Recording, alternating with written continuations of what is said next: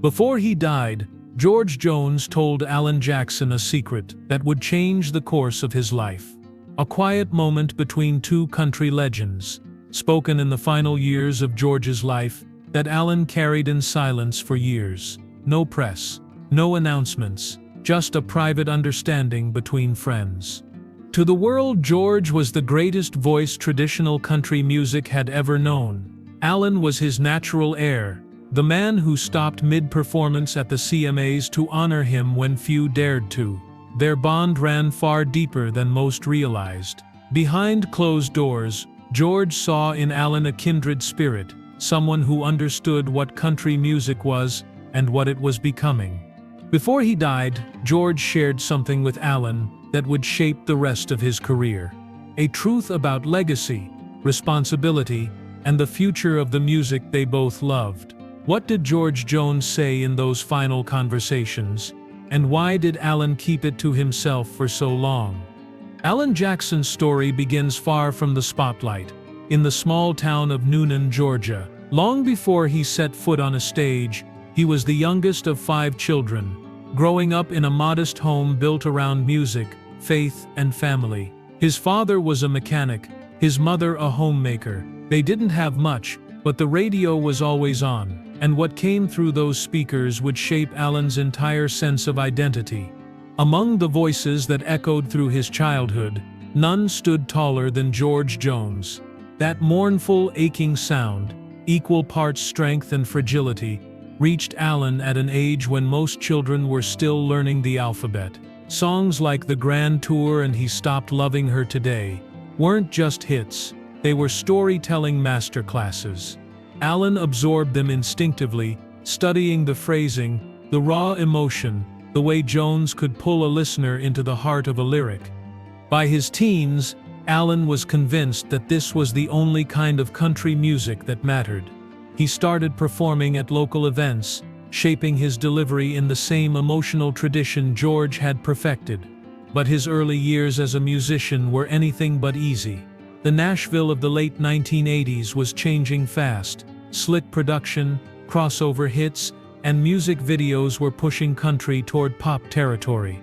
Alan arrived with a traditional sound in an era that wasn't sure it wanted tradition anymore. He didn't have industry connections or a famous last name. He worked odd jobs to make ends meet while slowly building a reputation in local clubs. Eventually, he landed a publishing deal, then a record contract, and in 1989, his debut album Here in the Real World signaled that something different had arrived.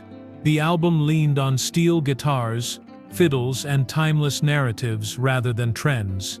It was a quiet rebuke to the industry's direction, and listeners noticed. As his career took off in the early 90s, Alan became known for songs that sounded like they could have been written decades earlier. Hits like Chasin' That Neon Rainbow and Wanted weren't nostalgic recreations. They were living continuations of a tradition. And at the center of that tradition was George Jones. Alan didn't hide his influences. He spoke openly about the artists who shaped him, always putting Jones at the top of that list. In the industry, that kind of reverence carried weight. Country veterans saw Alan as more than another young singer chasing chart positions. He was viewed as a bridge between eras, someone who respected the old ways while speaking to a new generation. Fans who grew up on George heard a familiar heartbeat in Alan's music. Younger listeners discovered what made those older songs timeless. Without making any grand declarations, Alan was positioning himself exactly where George's legacy needed him to be in the lineage, not the limelight. Their paths crossed as Alan's star rose. George noticed him early on. Though he'd seen countless newcomers over the decades, Alan's dedication to the traditional sound stood out. In interviews, George praised him as one of the few modern singers who still did it right. Alan, meanwhile, was quietly honored. Meeting the man whose songs had shaped his childhood wasn't just a career highlight, it felt like coming full circle. By the mid-90s, Alan was no longer simply influenced by George Jones. He was becoming part of the same story. One man had defined the sound of classic country. The other was proving that the sound still had a future. By the late 1990s, Alan Jackson was one of the biggest names in country music. His songs dominated the airwaves, his tours drew massive crowds, and his reputation for staying true to the roots of the genre set him apart from many of his contemporaries. But it was one night in 1999 that would define him in a way no chart position ever could.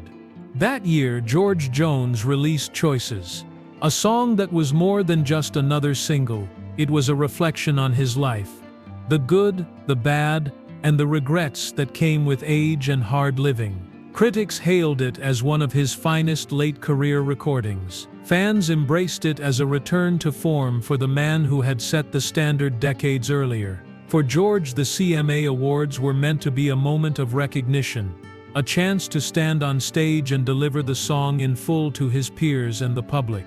But the producers had other ideas. They told him he would be allowed to perform only a short edited version of Choices. To a younger artist, that might have seemed like a standard request. To George Jones, it was an insult. He refused to cut the song down, rather than accept the compromise. By the end of the 1990s, Alan Jackson was at the height of his career. He had become a reliable voice for fans who missed the raw honesty of older country music. Awards shows, however, were becoming increasingly polished and controlled, emphasizing spectacle over substance. It was in that environment that a moment unfolded which would permanently bind Alan's name to George Jones's legacy. In 1999, George Jones released Choices. The song was a powerful reflection on his turbulent life. Not a novelty single, but a career-defining statement. Fans and critics embraced it as one of his most honest pieces of work in decades. The CMA Awards invited him to perform, but producers insisted on a shortened version to fit the broadcast schedule. For George, trimming the song was unthinkable. It wasn't a performance to be condensed, it was a personal testimony. Rather than comply, he chose not to attend the ceremony at all. Alan Jackson heard what had happened and was quietly furious. To him, this wasn't just about airtime, it was about respect. George Jones had shaped the foundation of country music. To reduce that song to a few lines felt like erasing history. Alan didn't call a press conference. He didn't issue a statement. He planned something far simpler and far more impactful. When Alan took the stage that night to perform his own hit, "Papa Top," everything started normally. The band played, the crowd applauded, the cameras rolled. But partway through the song, Alan gave a subtle signal to his band. The music shifted. The steel guitar carried a familiar melody, and then, to everyone's surprise, Alan began to sing Choices. The audience fell silent. No one had expected it. It wasn't planned by the producers, and it wasn't on the official set list. In that unscripted moment, Alan used his platform to do what George had been denied. He let the song speak in full. The gesture wasn't loud or defiant. It was steady, heartfelt, and impossible to ignore. The reaction was immediate. Country fans watching at home recognized what was happening. Industry insiders understood the message. Alan wasn't seeking attention. He was standing up for one of the genre's giants. The act made headlines the next day, not because of controversy, but because it captured something that many felt had been missing: loyalty to the music itself. For George Jones, the moment meant more than any speech could have. Though he wasn't there in person, he heard what Alan had done. In a world that often pushed older artists aside, someone had stood up for him on live television. From that point on, their connection deepened. Alan wasn't just a fan anymore. He was becoming George's ally in preserving the music they both loved. After the CMA Awards, the relationship between George Jones and Alan Jackson shifted from distant admiration to genuine camaraderie. The act of singing Choices on live television had said more than any conversation could. It marked Alan as someone who understood not only George's music, but the principles behind it. Away from cameras and audiences, a quieter connection began to form. Throughout the early 2000s, Both men occupied unique places in country music. George, though older, was still performing and recording, determined to remain a living part of the tradition he'd built. Alan was navigating his prime years as an artist while refusing to conform to the glossy trends dominating radio. Instead of chasing crossover success, he doubled down on classic sounds and heartfelt storytelling. This shared commitment created a natural bond between them. They crossed paths regularly at award shows, special events, and backstage gatherings. What started as casual conversations grew into a comfortable friendship built on mutual respect. Alan didn't treat George like a relic from the past. He treated him like a peer. George, in turn, saw Alan as more than a chart-topping star. He saw a man who spoke the same musical language. Behind the scenes, both expressed concern about the industry's direction. They watched as commercial pressures pushed traditional artists further into the margins. George was outspoken in interviews, lamenting that radio stations were leaving behind the very sound that had defined country for decades. Alan echoed those worries through his actions, continuing to record fiddle-heavy ballads and honky-tonk anthems at a time when such choices were considered commercially risky. Their conversations were less about fame and more about preservation. They discussed songs, musicians, and the artists who still carried the torch. George had seen countless stars come and go, but he recognized something steady in Alan, a refusal to compromise the core of the music. That steadiness made him trust Alan in a way he rarely extended to younger performers. When they appeared together publicly, fans could sense the warmth between them. There was no forced sentimentality, no staged mentor-protégé dynamic. It was two men, different in age, but united by a shared devotion to the sound that raised them. In interviews, George often mentioned Alan's name with admiration, calling him one of the few who still did it right. Alan returned the respect without embellishment, acknowledging the debt he owed to George's example. As the decade progressed, George's health slowly declined, but his spirit remained intact. He continued to tour and record, while Alan's music maintained the traditional backbone that fans cherished. Their bond wasn't built on grand gestures. It grew through years of shared understanding, quiet conversations, and the unspoken knowledge that both stood on the same side of a changing musical world. This connection would set the stage for something deeper. In George's final years, their friendship moved from shared values to a personal, private understanding, one that Alan would carry long after George was gone. As the 2000s gave way to the next decade, George Jones's life began to slow down. Years of relentless touring and personal battles had taken their toll, and he started to appear on stage less frequently. When he did perform, his voice still carried that unmistakable ache, but his physical strength was fading. Alan Jackson, meanwhile, had reached a point in his career where he no longer needed to prove anything. Awards sales and critical praise had cemented his place in country music, but away from the spotlight, something more personal was taking shape between the two men. George had always been candid about his fears for the future of the genre he helped define. He gave interviews lamenting how traditional voices were being pushed aside. In his final years, these concerns grew sharper. Country radio was changing rapidly, leaning heavily toward crossover hits and polished pop productions. Many of the artists George once shared the stage with had passed away or retired, and he worried about what would happen when he was gone. Alan understood those worries instinctively. He had felt them himself each time a fiddle solo was replaced by synthetic beats, or a heartfelt ballad was pushed aside for something trendier. By this point, their friendship wasn't about career advice or public appearances. It had become a space where George could speak openly, away from cameras and the politics of the industry.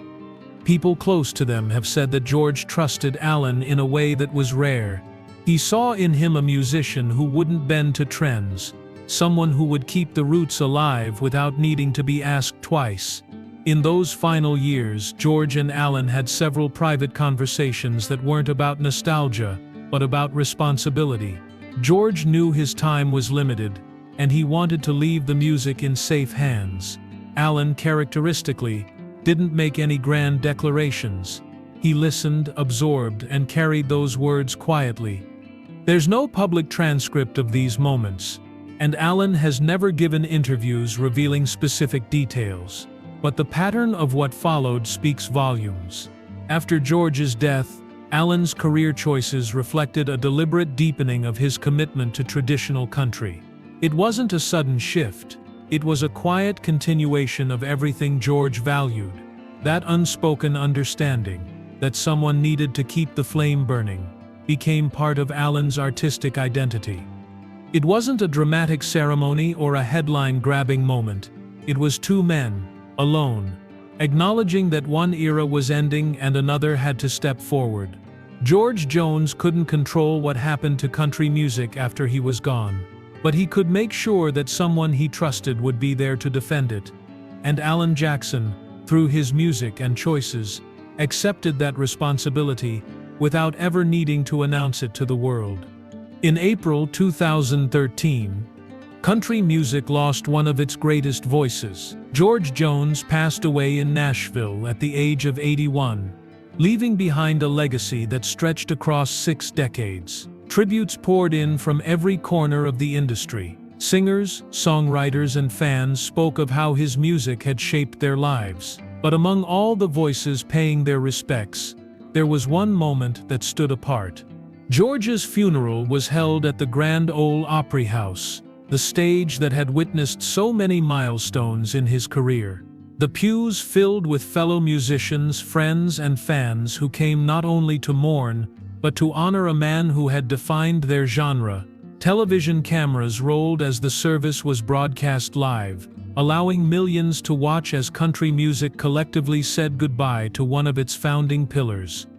When Alan Jackson walked on stage, the atmosphere shifted. He didn't give a speech. He didn't try to summarize a lifetime of artistry in a few carefully chosen words. He simply stood at the microphone, guitar in hand, and began to play. He stopped loving her today. The opening notes echoed through the hall like a heartbeat. Everyone recognized. It was George's signature song, a piece of music so intertwined with his identity that hearing it felt like hearing his voice one last time. Alan didn't embellish the performance. There were no dramatic pauses or soaring arrangements. He sang it the way George would have wanted, straightforward, honest, unadorned. The crowd fell completely silent. People in the audience wiped away tears as they listened, not just to the song, but to what it represented. It wasn't merely a tribute from one artist to another. It was a farewell between two men who had shared a quiet understanding in life. Those who knew the depth of their bond understood the weight behind that performance. Alan wasn't just honoring George's greatest hit. He was fulfilling something far more personal, a responsibility entrusted to him in the years leading up to this moment. Without saying a word, he carried George's music forward, exactly as he had promised to do. When the final note rang out, Alan removed his hat, bowed his head, and walked off stage.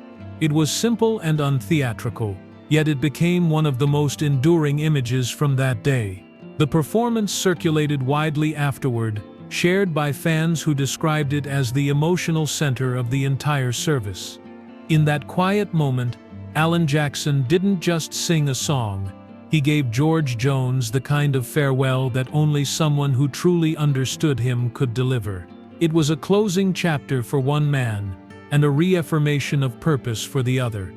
In the years after George Jones's passing, Alan Jackson's career entered a new chapter.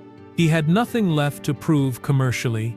His catalog was secure, his reputation firmly established. But something in his artistic direction shifted subtly. While the industry chased younger audiences and polished crossover hits, Alan turned his attention even more firmly toward the roots of the genre that had shaped him. For fans who paid attention, it was clear he was stepping into a role George once held, the unwavering guardian of traditional country music. Alan didn't make public declarations about assuming that responsibility. Instead, he let his music speak. His concerts increasingly featured classic songs, performed with reverence rather than reinvention. He highlighted fiddle players and steel guitarists, elements often sidelined in contemporary arrangements. At award shows, he frequently chose older material, reminding audiences where the music came from. This wasn't nostalgia for its own sake. It was stewardship. In 2021, he released Where Have You Gone, an album that felt like a deliberate statement. Critics described it as a love letter to traditional country. The project leaned fully into the sound George Jones had championed: mournful steel, plain-spoken lyrics, and melodies that carried emotional weight without flash. Allen himself explained that he wanted to make a record for the fans who love real country. Though he never framed it in terms of a promise, those who understood his history with George recognized the significance. Publicly, Allen began to voice concerns about the direction of modern country in interviews. He questioned the industry's priorities, lamenting how the genre he grew up on was being sidelined. These weren't bitter complaints, they were measured, thoughtful reflections from someone who had lived through the changes. His words echoed sentiments George had expressed years earlier, almost as if the torch had been passed not through ceremony, but through shared conviction. Meanwhile, younger artists who valued traditional sounds increasingly looked to Allen as a model. His presence at festivals, collaborations, and award tributes carried weight. He wasn't chasing radio hits anymore. He was becoming a symbolic figure, not as a distant legend, but as an active participant keeping the core of country alive. Fans, especially those who had followed both George and Allen for decades, saw this evolution clearly. George's voice had faded, but the spirit of what he stood for continued through Allen's choices. His decision to scale back touring in recent years, prompted by health challenges, didn't diminish that role. If anything, it added urgency to his legacy. Alan Jackson had spent his career honoring the sound George Jones embodied. After George's death, that commitment deepened into something quieter, steadier, and more enduring. He didn't need to tell anyone about the conversations they shared. He showed it through every note he played. Alan Jackson never turned George Jones's words into headlines. He didn't frame their conversations as confessions or promises to be dissected by the press. He simply lived them. Their bond wasn't built on spectacle. It was forged through music, trust, and a shared understanding of what country should sound like. When George passed, Alan didn't fill the space he left with grand gestures. He filled it with songs. Every decision he made in the years that followed, from the records he released to the way he carried himself, reflected the quiet responsibility handed to him. For fans, that's where the truth of their relationship has always been most visible. George Jones spent a lifetime defining a genre. Alan Jackson spent his career preserving it. Together, their stories form a bridge between eras. One man passing down what mattered, the other choosing to hold it steady. The secret Alan kept wasn't a single sentence whispered in confidence. It was an understanding, one that he honored every time he stepped on stage and sang.